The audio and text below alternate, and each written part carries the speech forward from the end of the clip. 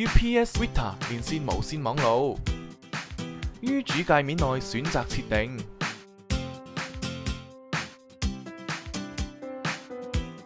再按啟動，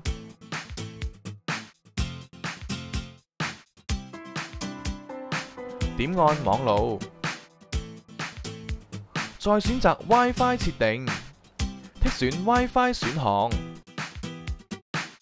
於無線基地台選擇無線網絡名稱，輸入密碼後按 Enter。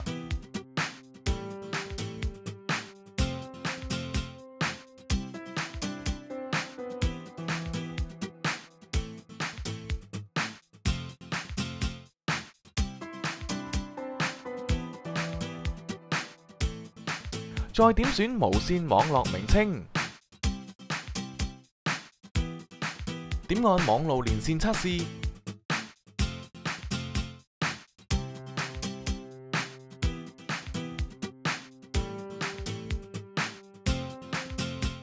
如果喺網際網路連線中顯示成功嘅話，就代表完成設定啦。